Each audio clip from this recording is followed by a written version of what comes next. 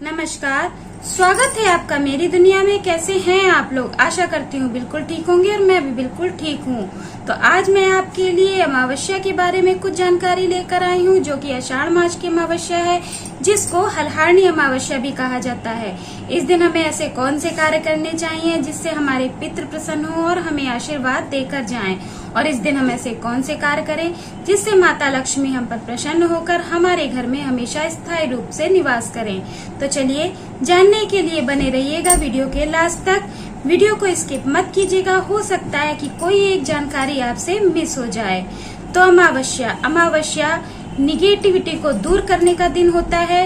इस दिन आप अपने घर की साफ सफाई कीजिए। साफ सफाई करके जो भी कूड़ा कबाड़ा है आप अपने घर का इस दिन निकाल दीजिए। इस दिन आपके घर में जो भी खराब जूते चप्पल पड़े हैं, जिनका आप यूज नहीं करते हैं, आपको इस दिन निकाल देना चाहिए। आपके घर की जो भी झाड़ू है, आप उस दिन अपने जो झाड़ू आप यूज नहीं करते हैं, उस झाड़ू को आप फेंक दीजिए। आपको अपनी झाड़ू किसी और को नहीं देनी है।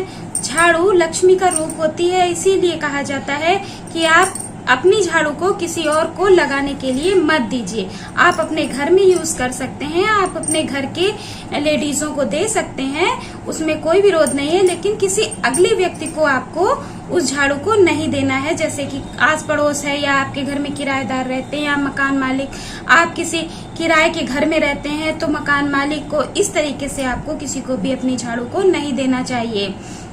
क्योंकि कहते हैं कि अगर आप झाड़ू को देते हैं तो कहा जाता है कि लक्ष्मी जी भी आपके घर से उनके घर धीरे धीरे जाने लगती है, इसीलिए आपको झाड़ू नहीं देनी होती है। तो इस चीज का हमेशा ध्यान रखिए। और इस दिन अगर आपके घर में पुरानी झाड़ू पड़ी है तो आप इस दिन अपने झाड़ू को निकाल दीजिए। तो आप अपने घर में अवश्य ही साफ सफाई इस दिन करिए। भले ही आप छोटा सा एक जाला ही निकाल दीजिए, आप कुछ भी साफ सफाई कीजिए, लेकिन इस दिन आपको अपने घर की साफ सफाई अवश्य ही करनी है। प्रत्येक मास की कृष्ण पक्ष की अंतिम तिथि अमावस्या तिथि कहलाती है। इस दिन पितरों के निमित्त हम जो भी कार्य करते हैं वो हमारे पितरों को अवश्य ही लगता है, और हमारे पितृ प्रसन्न होकर हमें आशीर्वाद देते हैं, जिससे हमारे रुके हुए कार्य बनने लगते हैं। तो इस दिन स्नान का भी बहुत अधिक महत्व होता है। पवित्र नदियों में जाकर हमें स्नान करना होता है। स्नान करने से कहा जाता है कि हमारे पाप कटते हैं और हमें पुण्यों की प्राप्ति होती है। इस दिन दान का भी बहुत महत्व होता है। तो आप अपनी क्षमता के अनुसार गरीबों को दान दें, अपने पितरों के निमित्त दान दें। दान देने से आपके बहुत से पाप कट जाते हैं और पुण्य आपके बढ़ने लगते हैं। इसीलिए स्नान और दान का बहुत अधिक महत्व होता है अमावस्या वाले दिन। तो आप ये कार्य जरूर करें। अगर आप स्नान नहीं कर सकते हैं तो आप दान तो कर ही सकते हैं। आप भले ही एक फल का दान कीजिए, लेकिन आप दान अवश्य कीजिए। आप भले ही एक अनाज का दान कीजिए, लेकिन दान अवश्य कीजिए। तो दान का बहुत ज्यादा महत्व होता है। तो अमावस्या वाले दिन दान जरूर कीजिए। हर मास की अमावस्या को पितरों के निमित्त व्रत करना, तर्पण करना, ये सब करने से उनकी आत्मा को बहुत ही ज्यादा तृप्ति मिलती है, जिससे वे प्रसन्न होते हैं। कहते हैं कि हमारे कर्मों के अनुरूप हमें जो भी कष्ट हैं वो मिलते हैं, तो वो हमें इस धरती पे भी मिलते हैं और मरने के उपरांत भी मिलते हैं। तो जो भी उन्होंने कर्म कर रखे होते हैं उसके अनुरूप उनको फल वहाँ मिल रहे होते हैं, मतलब कि उसी के अनुरूप उन्हें कष्ट या सुख मिल रहे होते हैं। तो जो भी उनके कष्ट होते हैं, तो आप चाहें तो उनके कष्टों को कम कर सकते हैं। तो आप इस तरीके के कार्य करके उनके कष्टों को कम कर सकते हैं। जब आप उनके कष्टों को कम करते हैं तो वे प्रसन्न होते हैं, और उनमें इतनी शक्ति होती है, इतनी क्षमता होती है कि अगर वो प्रसन्न हो जाएं तो वे आपके जीवन को अच्छा बना सकते हैं। और अगर वे चाहें कि अगर आपसे वो क्रोधित हो जाएंगे तो वे आपके जीवन को खराब भी कर सकते हैं। तो ये शक्तियां उनके पास होती हैं। तो अगर आप ये सब चीजें करते हैं तो वे आप पे प्रसन्न होते हैं, प्रसन्न होकर आपको आशीर्वाद देते हैं, जिससे आपके जीवन के जो भी कार्य हैं वो बनना शुरू हो जाते हैं। आपके जीवन की रुकावटें खत्म होने लगती हैं। तो इसीलिए ये सब करना आवश्यक होता है। और पितृ दोष से भी आपको मुक्ति मिलती है। इस दिन आपको शाम के टाइम पीपल के पेड़ में जाकर एक दीपक जलाना है। सरसों के तेल का दीपक जलाना होता है। आप तिली के तेल का भी दीपक जला सकते हैं। और सुबह के टाइम पे आपको जल में थोड़ा सा कच्चा दूध और मीठा मिलाकर आपको जल अर्पण करना है। कहते हैं कि पीपल में सभी देवी देवताओं का वास होता है। आपको अपने घर पे भी एक दीपक जलाना है पितरों के निमित्त, सरसों के तेल का और तिल के तेल का। आप इन दोनों तेलों में से किसी भी एक तेल का दीपक जला सकते हैं। आप उसमें तिल का इस्तेमाल कर लीजिए, काला तिल आप डाल सकते हैं, एक सिक्का डाल सकते हैं। इस तरीके से आप दक्षिण दिशा में इस दीपक को जलाइए। ये पितरों के निमित्त दीपदान होता है। दीपक को आसन अवश्य दीजिए। आप पुष्प का आसन दे सकते हैं, आप काले तिल डाल सकते हैं, चावल डाल सकते हैं। इस तरीके से कुछ भी आप नीचे रख कर फिर उसके ऊपर ही दीपक को जलाइए। कभी भी दीपक बिना आसन के नहीं रखा जाता, हमेशा आसन में ही दीपक को रखा जाता है। आप किसी के भी निमित्त दीपक जला रहे हैं, लेकिन आपको दीपक को आसन देना आवश्यक होता है। दीपक जलाने के बाद आप आचमन जरूर कर लीजिए। तो पितरों के निमित्त ये दीपदान होता है। आप इस कार्य को हर अमावस्या में कर सकते हैं। तो जो इस बार की अमावस्या है वो शुक्रवार को पड़ रही है। शुक्रवार माता लक्ष्मी का दिन होता है, वैभव का दिन होता है। मतलब कि आपको शुक्र, अगर आपके शुक्र अच्छे हैं तो आपको धन देता है, वैभव देता है, आपको एक बहुत अच्छी लग्जूरियस लाइफ देता है। तो शुक्रवार वाले दिन आप जो भी माता लक्ष्मी के निमित्त कार्य करते हैं, माता लक्ष्मी को प्रसन्न करने के लिए कार्य करते हैं, तो माता लक्ष्मी भी आपसे प्रसन्न होती है। तो इस दिन आपको माता लक्ष्मी के लिए जाप अवश्य करना चाहिए। आप उनका जाप कीजिए, उनका ध्यान कीजिए और श्री हरि विष्णु का ध्यान कीजिए, उनका आवाहन कीजिए और श्री गणेश भगवान का ध्यान करके आप श्री गणेश भगवान से ये विनती कीजिए कि आप जो भी जाप कर रहे हैं आपका सफल हो। और आप माता लक्ष्मी के निमित्त जाप कीजिए। आप रात में जितनी देर जाप कर सकते हैं आप जाप अवश्य कीजिए। आप उस दिन जितना जाप करेंगे उतना ही माता लक्ष्मी आपसे प्रसन्न होंगी। तो आप श्रीम श्रीम का भी जाप कर सकते हैं और आप ओम श्रीम शय नमः का भी जाप कर सकते हैं। तो आप इन दोनों मंत्रों में से किसी भी एक मंत्र का जाप अवश्य कीजिए।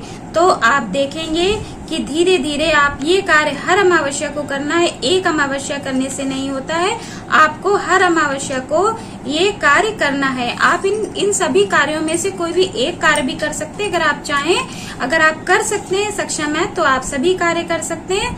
तो आपको जाप करना है, लक्ष्मी सूक्तम का पाठ करना है और आपको कनक धारा स्तोत्र का पाठ करना है। तो इस तरीके से आपको लक्ष्मी माता के पाठ करने हैं, जाप करना है। तो लक्ष्मी माँ आपसे अवश्य ही प्रसन्न होंगी और आपके घर स्थायी रूप से वास करेंगी। इस दिन आपको माता लक्ष्मी के लिए अपने घर के बाहर एक दीपक जलाना है। एक दीपक तो आप पितरों के निमित्त जलाएंगे और एक दीपक आपको पूरा रात के लिए जलाना है। पूरी रात आपको इतना तेल आप उसमें भर के रखिए, तिल के तेल का जलाइए या फिर घी का। आपको ये दीपक तिल के तेल का या घी का जलाना है। पितरों के लिए आपको सरसों के तेल का और तिल के तेल का, इनमें से किसी एक का जलाना है। और जो आप लक्ष्मी माँ के लिए पूरी रात दीपक जलाएंगे वो आपको घी का होगा या फिर तिल के तेल का दीपक होगा। तो आपको वो दीपक पूरी रात जलाना है। कहते हैं माता लक्ष्मी वहीं पर आती हैं जहाँ पर उनको रोशनी मिलती है। तो आपके घर में यदि रोशनी है, ये उपाय उनके लिए हैं जिनकी किस्मत में नहीं है, शायद जिनके भाग में, कहते नहीं, आपने कुंडली दिखाई और पंडित जी ने कहा कि आपकी किस्मत में चीज नहीं है, तो वो ये उपाय उनके लिए, जिनके कर्म पहले से ही अच्छे हैं, जिनकी किस्मत में माता लक्ष्मी है ही, तो उनको ये उपाय करने की आवश्यकता नहीं। अगर वो चाहे तो कर सकते हैं, लेकिन कहते हैं ना कि आप कुछ कार्य करके अपनी किस्मत के लकीरों को बदल सकते हैं। तो आप एक मेहनत करके और एक उपाय करके, आपको दोनों ही कार्य करने हैं। दोनों ही कार्य करके आप अपनी किस्मत की लकीरों को बदल सकते हैं। तो अगर आपके जीवन में कठिनाइयां आ रही हैं, धन आपके पास नहीं रुक रहा है, धन आता है, धन नहीं रुकता है या धन नहीं आ रहा है, तो आपके लिए ये सब उपाय हैं। तो आपको अपने घर के बाहर एक दीपक जलाना है जो पूरी रात जलेगा, जिससे माता लक्ष्मी आपके घर में आएंगी। तो आप जो भी रोशनी होती है उसी को देखकर ही माता लक्ष्मी आपके घर में आती है। इसीलिए घरों में शाम को लाइट्स जला दी जाती हैं, रोशनी कर दी जाती है, ताकि आपके हर एक कोने में रोशनी रहे और माता लक्ष्मी आपके हर घर के एक एक कोने में वास करें, ताकि वे आपके घर से वापस ना जाएं। आप जो रात के समय दीप जलाएंगे, आपको दीप जलाकर आपको माता लक्ष्मी और श्री हरि विष्णु से प्रार्थना करनी है कि हे प्रभु, ये दीपक मैंने आपके लिए जलाया है, कृपा कर आप हमारे घर में हमेशा के लिए स्थायी रूप से वास करें। आप पति पत्नी दोनों ही आए और हमारे घर में हमेशा के लिए वास करें, वापस ना जाएं। तो आपको ये कार्य हर अमावस्या को करना है। साल में 12 अमावस्या पड़ती है। हर महीने के कृष्ण पक्ष की अंतिम तिथि में अमावस्या पड़ती है। और पितृदेव कहा जाता है कि जो पितृदेव होते हैं वो अमावस्या के स्वामी कहलाते हैं, इसीलिए अमावस्या में पितृदेवों का पूजन, तर्पण, दान ये सब करना आवश्यक हो जाता है। तो इसीलिए ये सब चीजें की जाती हैं। हिंदुओं के अनुसार अमावस्या को पर्व की तरह मनाया जाता है। कहा जाता है कि इस दिन कहीं कहीं पर इसको बिल्कुल त्योहार की तरह मनाया जाता है, धूमधाम से मनाया जाता है। मतलब कि धूमधाम से पूजा पाठ की जाती है, हवन यज्ञ किए जाते हैं और दान दक्षिणा दी जाती है, तर्पण किया जाता है। इस प्रकार से कहीं कहीं पर इसका बहुत ही ज्यादा अच्छे से मान्यता है, तो अच्छे से ही इसको मनाया जाता है। आपको इस दिन क्या करना है, आपको सुबह ब्रह्म मुहूर्त में उठ जाना है, फिर आपको ब्रह्म मुहूर्त में ही स्नान कर लेना है। आपको किसी पवित्र नदी में जाकर स्नान करना है। यदि आप ऐसा करने में सक्षम नहीं है, आपके घर के पास कोई पवित्र नदी नहीं है, तो आप अपने घर के ही जल में गंगा जल को मिला लीजिए और उससे आप स्नान कर सकते हैं। आप थोड़े से काले तिल डालकर भी स्नान कर सकते हैं। स्नान करने के बाद सूर्य देवता को जल चढ़ाना है। जल चढ़ाने के लिए आपको अपनी उंगली में या तो कुशा धारण करनी, कुशा की अंगूठी धारण करनी है, या फिर आप कोई भी सोने की अंगूठी धारण कर सकते हैं। आप इन दोनों में से कोई एक चीज को धारण करके ही सूर्य देवता को जल दीजिए। फिर आपको अपने पितरों को जल देना है। अपने पितरों को जल आपको कैसे देना है, आपको जल में थोड़ा सा चंदन डालना है, तिल डालना है, थोड़ा सा कच्चा दूध डालना है, थोड़ा सा मिश्री या चीनी डालकर आपको जल पितरों के निमित्त दे देना है। तो आपको पहले सूर्य भगवान को जल देना है, फिर आपको पितरों को जल चढ़ाना है। तो इस तरीके से आपको जल से तर्पण करना है। फिर आप जो भी भोजन बनाते हैं वो भोजन आपको देना है। तो आप ये सब कर लीजिए। इसके बाद आपको हवन कर लेना है। अगर आप कर सकते हैं तो आप पितरों के निमित्त हवन कर लीजिए। आप जो भी भोग बनाते हैं, भोजन बनाते हैं, उसमें से आपको पितरों के लिए भोजन निकालना है। आप हवन के द्वारा भी उनको दे सकते हैं। पितरों को कई तरीके से आप भोजन दे सकते हैं, मतलब कि आप उनका तर्पण कर सकते हैं। पहला है कि आप हवन के द्वारा कर सकते हैं। दूसरा है आप गौ माता को और कुत्तों को खिला सकते हैं। इस तरीके से आप पशु पक्षियों को खिलाकर आप तर्पण कर सकते हैं। तीसरा, आप गरीबों को दान देकर कर सकते हैं। तो आप ब्राह्मणों को, गरीबों को भोजन करा सकते हैं। इससे भी वह सब आपके पितरों को जाता है। आप अपने घर के बड़े बुजुर्गों को भी उस समय आप सबसे पहले भोजन अवश्य ही कराएं। अब जुलाई 2021 की अमावस्या का समय जान लेते हैं। तो अमावस्या तिथि 9 जुलाई दिन शुक्रवार को सुबह 5:16 से प्रारंभ होगी, जो 10 जुलाई दिन शनिवार को सुबह 6:46 पर समाप्त हो जाएगी। तो जो अमावस्या का व्रत है वो रखा जाएगा 9 जुलाई को और व्रत का पारण 10 जुलाई को किया जाएगा। तो आपको अमावस्या समाप्त होने से पहले पहले व्रत का पारण कर लेना है। आषाढ़ मास की अमावस्या को हलहारणी अमावस्या भी कहा जाता है।